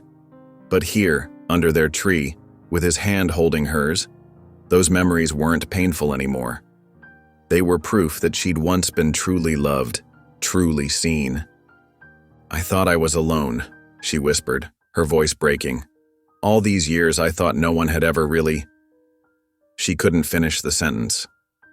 You were never alone, Elijah said firmly, his own eyes bright with unshed tears. Even when I couldn't find you, I never stopped looking. Never stopped hoping I'd keep that promise we made right here. The fire crackled between them, its warmth reaching out like a gentle embrace. Above them, the old pine creaked softly in the winter breeze, its branches still sheltering them just as they had all those years ago. The carved initials stood as testament to a childhood promise that had somehow, against all odds, found its way to fulfillment. The snow had begun falling again as Elijah carefully lifted Amelia into his arms. She felt light, almost fragile, as he cradled her against his chest. Her body trembled despite the thermal blanket, and her makeshift footwear, his flannel shirts tied with twine, was soaked through and frozen. Hold on tight, he murmured, adjusting his grip to keep her secure. Amelia nodded weakly, her head resting against his shoulder as she curled her fingers into his jacket. The trek back to the lodge was slow and methodical. Elijah chose each step with precision, mindful of the deep snow and hidden obstacles beneath. The wind had picked up, driving tiny ice crystals against their faces, but he kept moving forward, his jaw set with determination. He could feel Amelia's shallow breaths against his neck, each one a reminder of how close he'd come to losing her again. When they finally reached the lodge, Elijah shouldered open the heavy wooden door, immediately feeling the rush of warm air from the still burning fireplace. He carried Amelia directly to the thick rug before the hearth, gently lowering her onto the soft surface. Let's get you warmed up properly, he said, his voice steady despite the worry etched on his face. He pulled every blanket he could find, wool throws, quilts, even his own down comforter, and layered them carefully over her shivering form. Kneeling beside her, Elijah began the delicate task of unwrapping her feet. The frozen flannel shirts had protected her somewhat, but her skin was still dangerously cold and beginning to show signs of frostbite. With gentle hands, he examined each toe, relief washing over him when he found no severe damage. They're cold, but you'll be okay, he assured her, reaching for the first aid kit he kept nearby. This might sting a bit. As he worked to warm her feet gradually with special heating packs from his emergency supplies, Amelia watched him through heavy-lidded eyes. Color was slowly returning to her cheeks, and her shivers had become less violent. The fire crackled soothingly beside them, its warmth seeping into her bones. Eli, she said softly, testing the childhood nickname again. When he looked up, she continued, Tell me about the foundation. The one connected to ... She hesitated, not wanting to say her ex-fiancé's name. Elijah's hands stilled for a moment before resuming their careful ministrations. It was supposed to be something good, he said, his voice quiet but intense. Remember how we used to talk about creating a safe place, somewhere kids like us could feel wanted? Amelia nodded, another memory surfacing. 2 children huddled under blankets in their secret tree hideout, dreaming up plans for a magical house where no one would ever feel forgotten or unwanted. When I finally had the means to make it real, I started the foundation, Elijah continued, securing the last heating pack. The goal was to build specialized foster homes, small, family-style places with trained caregivers who really understood trauma and attachment, places where kids could heal and grow, not just survive. He moved to sit beside her, his back against the sofa. When James, your ex, approached me with his pitch, it seemed perfect. His company claimed to have developed programs to help foster kids transition into stable homes. The technology would have helped track outcomes, identify potential problems early, make sure no child got lost in the system like... He trailed off, looking at her meaningfully. Like we did, Amelia finished softly. Elijah nodded, running a hand through his hair in frustration. I invested heavily, both personally and through the foundation. But something always felt off. The numbers didn't add up, deadlines kept shifting, and now... He sighed heavily. Now I know I trusted the wrong people. The money that should have helped kids is probably gone. Amelia shifted under her blankets, turning to face him more fully. You really didn't know who I was? She asked, her voice barely above a whisper. When you found me at the gas station? Elijah moved to kneel beside her, his eyes intense and sincere. I didn't, he said firmly. I saw someone in trouble who needed help. It wasn't until I heard you humming that lullaby that something clicked. But the second I knew... He paused, emotion making his voice rough. The second I knew it was you, I knew I could never let you walk away again. The fire popped and sparked, sending a shower of tiny embers up the chimney. Amelia reached out from beneath her cocoon of blankets, her hand finding his. Their fingers intertwined naturally, as if the years apart had never happened. Silence wrapped around them like another blanket, peaceful this time. No more words were needed as they sat together in the firelight, two lost pieces finally finding their way home. The storm finally released its grip on the mountains, leaving behind a pristine blanket of white that sparkled under breaks of sunlight. Inside the lodge, time seemed to move at its own gentle pace. Elijah made several calls on the satellite phone, speaking with emergency services about the road conditions. The news was both good and bad. The weather had cleared, but the damage would take days to repair. At least a week before they can clear everything, he explained to Amelia, who sat curled in the window seat, watching birds hop through the snow-laden branches outside. Are you okay with staying? She nodded, surprising herself with how much she meant it. The lodge had begun to feel like a sanctuary, its wooden walls and quiet corners offering a peace she hadn't known she was missing. They fell into an easy rhythm together. Mornings started with coffee and simple breakfasts, often eaten while watching the sunrise paint the snow in soft pink and gold. Elijah taught Amelia how to tend the fire properly, showing her the perfect way to stack the logs for maximum heat. She picked up the technique quickly, just as she had when they were kids learning to build fort walls. In the kitchen, they worked side by side, creating meals from Elijah's well-stocked pantry. He showed her how to make bread from scratch, and she discovered she had a talent for improvising with spices. Their hands would brush occasionally as they reached for ingredients or passed utensils, each touch sending tiny sparks of awareness through them both. Remember when we used to steal cookies from the Morrison home? Amelia asked one afternoon as they kneaded dough together. You'd create a distraction while I snuck into the kitchen. Elijah laughed, the sound warm and rich. Mrs. Morrison always knew. She'd leave extra cookies in the jar just for us. They spent hours talking, filling in the gaps of their separated years.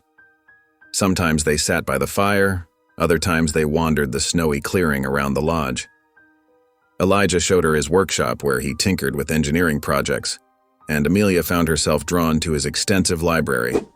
On their walks, they discovered more childhood memories tucked into the landscape. A fallen log reminded them of their makeshift bridge over the creek at their third foster home. A cluster of pine cones brought back the time they'd collected hundreds to make Christmas decorations. One afternoon, as they stood at the edge of the clearing watching the sun filter through ice-covered branches, Amelia grew quiet. Elijah waited, knowing her well enough now to recognize when she needed space to find her words. I've spent so long being afraid, she finally said, her breath visible in the cold air. Afraid of being someone's project, someone's charity case. She kicked at the snow with her borrowed boot. Even when things seemed good with James, there was always this voice in the back of my head saying I was just something broken he was trying to fix. Elijah turned to face her, his expression serious. "Wait here," he said softly, touching her arm before heading back to the lodge. When he returned, he held a worn wooden box, its lid carved with intricate geometric patterns. "Do you remember this?" he asked, opening it carefully. Amelia's eyes widened as she saw what lay inside. Dozens of silver coins, some tarnished with age, others still gleaming. "Our treasure," she whispered, reaching out to touch one. "We used to trade them," Elijah said, his voice thick with emotion. 1 coin for a secret, 2 for a promise, 5 for a dare. He picked up one of the coins, turning it over in his palm. "You were never charity, Mel. Not to me. You were the only thing that felt real in a world that kept shifting under our feet." That evening, after a simple dinner of homemade soup and fresh bread, Elijah fiddled with the old radio until he found a station playing vintage songs. The melody of a slow ballad filled the room, its notes soft and sweet in the firelit space. "Dance with me?" he asked, holding out his hand to Amelia. She hesitated only a moment before taking it, letting him draw her to her feet. They moved together naturally, swaying to the gentle rhythm. Outside, snow had begun falling again, but inside the lodge was warm and safe, filled with the scent of wood smoke and fresh bread. Elijah's hand rested lightly on her waist, while hers found its place on his shoulder. Their other hands remained clasped, held between their hearts as they turned slowly in the firelight. Neither spoke for several long moments, both lost in the simple pleasure of being close. As the song continued, Elijah drew her closer until their foreheads touched. In that intimate space between them, he whispered words that echoed across years of separation and searching. "I'm still keeping that promise, Mel." Amelia's breath caught as she remembered the vow they'd made as children, to always find each other, to create a place where they both belonged, to never let go again. The silver coins in the wooden box had sealed that promise, and now, years later, it was finally being fulfilled. They continued to dance as the snow fell silently outside, 2 lost pieces of a long broken puzzle finally finding their way back together. The morning arrived with a clarity that felt almost cruel. Sunlight streamed through the lodge windows, highlighting dust motes that danced in the air like tiny stars. The satellite phone had rung early. The road crews had finally broken through. Help would arrive by late afternoon. Elijah stood in the doorway of the guest room, watching as Amelia folded the borrowed clothes with careful precision. Her movements were mechanical, her shoulders tense beneath the oversized sweater she wore. The easy warmth they'd shared over the past days had shifted into something more fragile, like frost forming on a window pane. "You can keep those," he said softly, nodding toward the clothes she was arranging. "They suit you better anyway." Amelia's hand stilled on the fabric. "Thanks," she murmured, not meeting his eyes. She placed the folded items in her bag, her movements deliberately slow, as if trying to stretch out these final moments. The morning light caught the silver chain around her neck, one of their childhood coins, now transformed into a pendant. Elijah had given it to her the night before, after their dance. The sight of it made his chest ache. "I can drive you back to town," he offered, trying to keep his voice steady. "Once the crews give us the all clear." Amelia nodded, still not looking up. "That would be nice." Her voice was distant, as if she were already miles away. They moved through the morning like actors in a play, going through the motions of breakfast and packing. The comfortable silence they'd shared over the past days had transformed into something heavy and uncertain. Elijah caught Amelia staring out windows, her expression troubled, fingers absently tracing the coin at her neck. Finally, as he helped her gather the last of her things, she spoke. "I need to think," she said, her voice barely above a whisper. "Outside of all this." She gestured vaguely at the lodge, the snow, the cocoon they'd created together. Elijah's heart constricted, but he nodded. "I understand." "Do you?" She finally met his eyes. This place, these days, it's been like living in a snow globe, Eli. Beautiful and perfect and… She swallowed hard. Separate from reality. That doesn't make it less real, he said quietly. Doesn't it? Amelia ran a hand through her hair, frustration evident in the gesture. A week ago, I was running away from a wedding. Before that, I thought I knew what my life was supposed to look like. Now… She trailed off, looking lost. Now you need space to breathe, Elijah finished for her. The words hurt to say, but he forced them out anyway. Time to sort things out. Relief and guilt warred on her face as she nodded. I'm sorry. Don't be. He managed a small smile. Time and space, those I can give you. The rescue crew's estimated arrival time ticked closer. While Amelia was in the bathroom, Elijah slipped into his study. With quick, decisive movements, he selected a fresh pine branch from the arrangement on his desk. His hands, usually so steady with technical drawings and delicate machinery, trembled slightly as he tied a deep blue ribbon around its base. He wrote the note next, simple words that carried the weight of their shared past and possible future. There's still something under the tree. Come see. When Amelia wasn't looking, he tucked both items into a side pocket of her bag. The sound of engines in the distance signaled the arrival of the rescue crew. They brought news of the cleared road and offers of medical checks, which both Elijah and Amelia politely declined. The efficient bustle of the crew broke the intimate atmosphere of the lodge, making their departure feel suddenly, painfully real. Loading Amelia's few belongings into his SUV, Elijah felt each minute slip away like sand through his fingers. The drive down the mountain was quiet, both of them lost in their thoughts as the landscape changed from pristine wilderness to signs of civilization. When they reached her apartment building in town, Elijah pulled to a stop but left the engine running. Neither moved for a long moment. Thank you, Amelia said finally, her voice thick with unsaid things. For everything. Elijah nodded, not trusting himself to speak. He helped her with her bag, their fingers brushing briefly in the exchange. Then she was walking away, her figure growing smaller as she approached the building's entrance. Just before she disappeared inside, she turned back, meeting his eyes one last time. Then she was gone. That night, Amelia sat cross-legged on her apartment floor, surrounded by the familiar but somehow foreign objects of her old life. The space felt too quiet, too empty after the warm presence of the lodge. Her phone lay on the coffee table, still dead. She hadn't bothered to charge it yet, not ready to face whatever messages waited. The pine branch lay across her lap, its needles still fresh and fragrant. She'd found it while unpacking, along with the note that now rested, still folded, between her fingers. The blue ribbon caught the lamplight, making the simple branch look somehow magical, like something from a fairy tale. With trembling hands, she unfolded the note. The familiar sight of Elijah's precise handwriting made her breath catch in her throat. There's still something under the tree. Come see. She read the words once, twice, 3 times. Her fingers found the silver coin at her neck, warming it with her touch as memories flooded back. 2 children making promises under an ancient pine, trading silver coins like pieces of their souls. Without conscious thought, she was on her feet.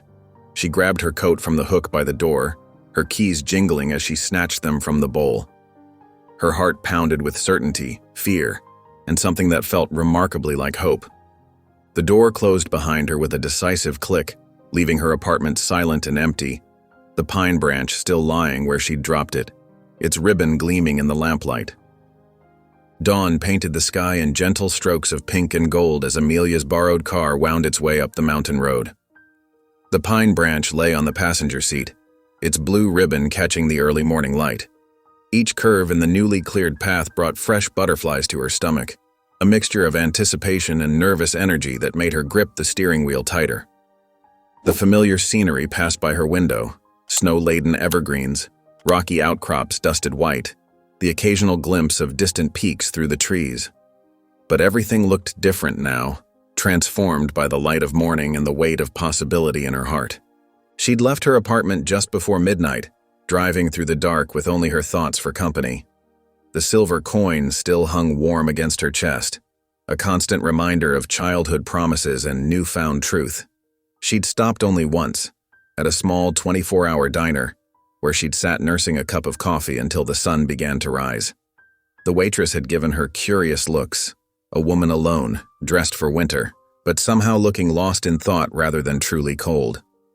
Now, as the road curved toward the final approach to the lodge, Amelia's pulse quickened. The snow crunched beneath her tires, the sound both familiar and strange after her time away.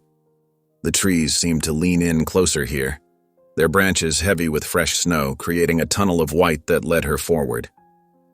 The lodge came into view first, its solid wooden frame standing dark against the brightening sky. No smoke rose from the chimney, no lights shone in the windows. The sight made her heart skip. Was she too early? Too late? Had she misunderstood? But Elijah's note hadn't mentioned the lodge. It had spoken of the tree. Amelia parked in the cleared area near the building, her movements deliberate as she gathered her courage along with the pine branch. The morning air bit at her cheeks as she stepped out, her boots crunching in the fresh powder. Everything was still, the kind of quiet that only exists in the mountains just after dawn.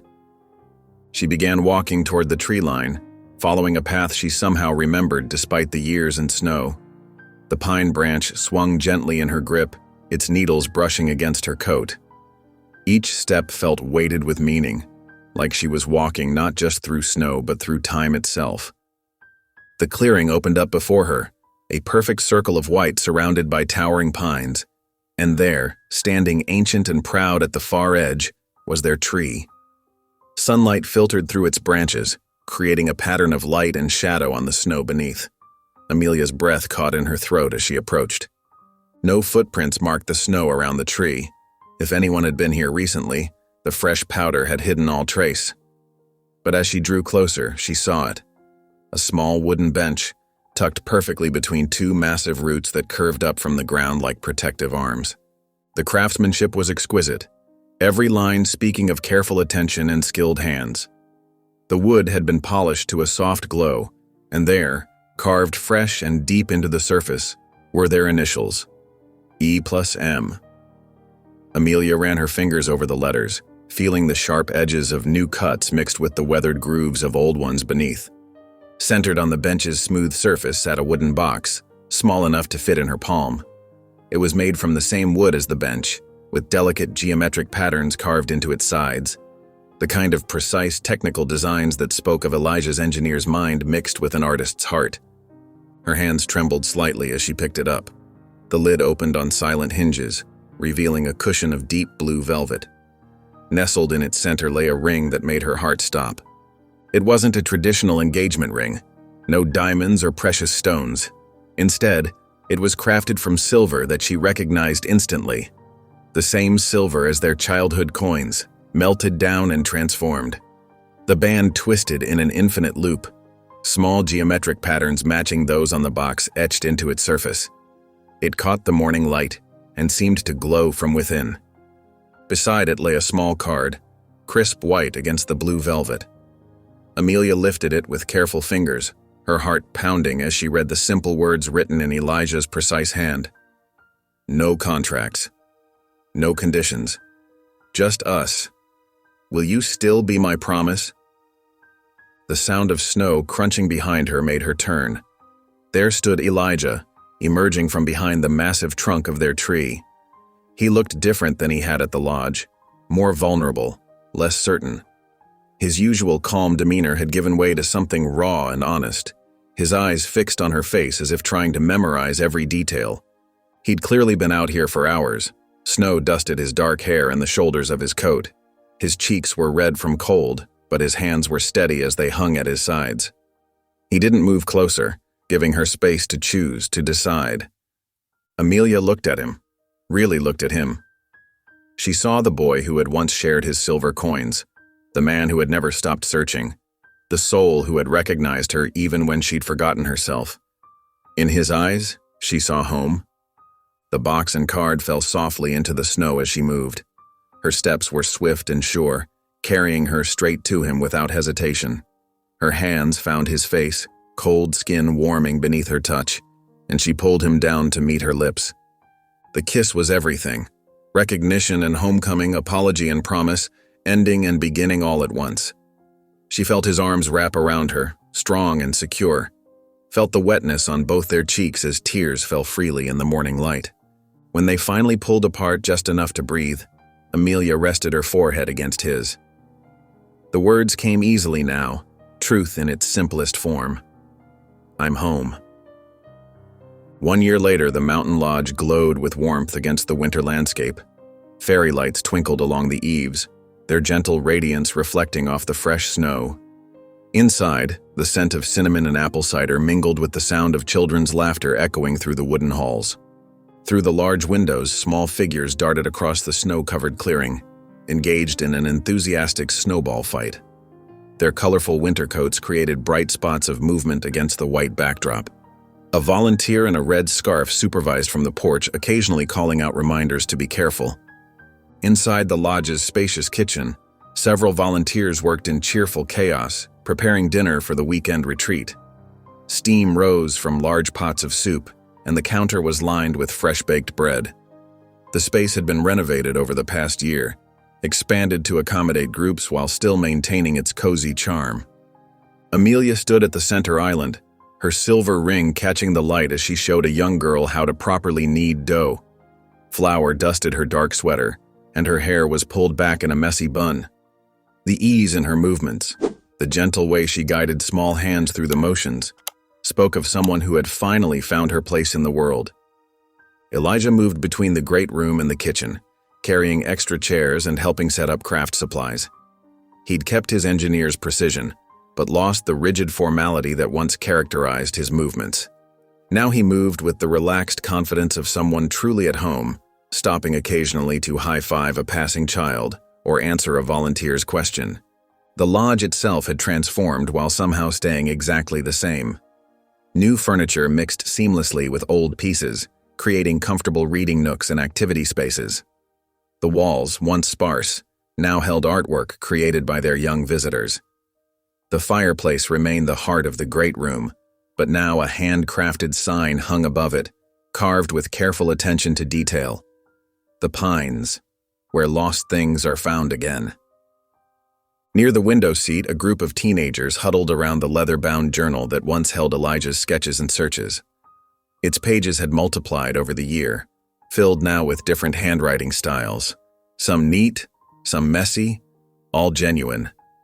Dreams, hopes, and simple daily observations filled the pages, accompanied by drawings ranging from stick figures to surprisingly skilled portraits.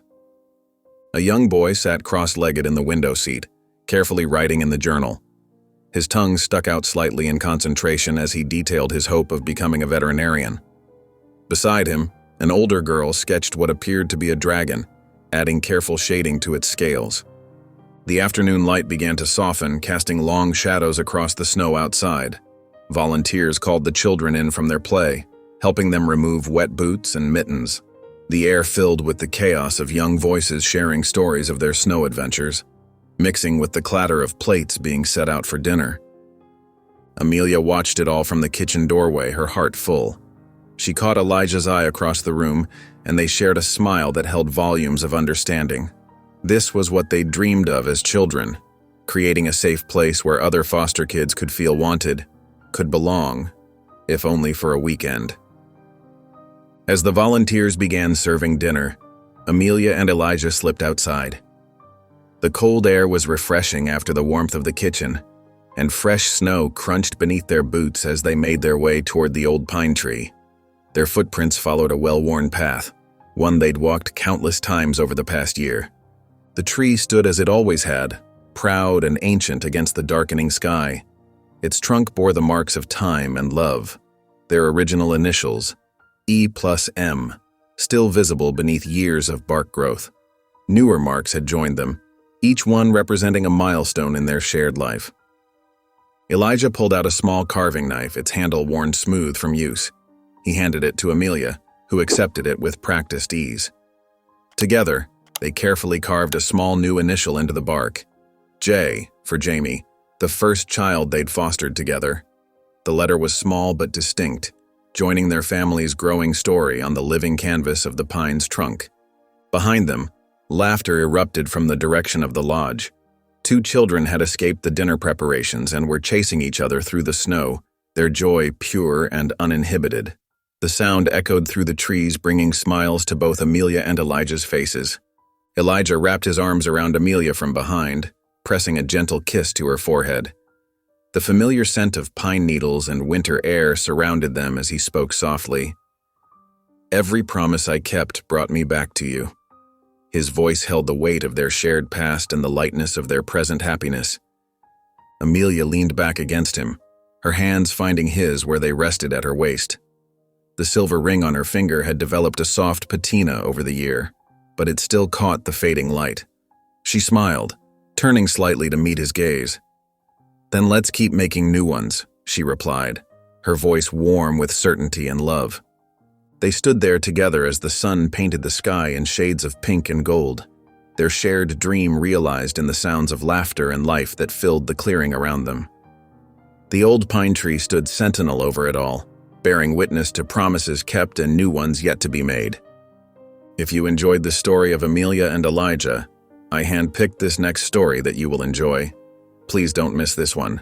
Click here to watch it. If you enjoyed the story of Amelia and Elijah, I handpicked this next story that you will enjoy. Please don't miss this one. Click here to watch it.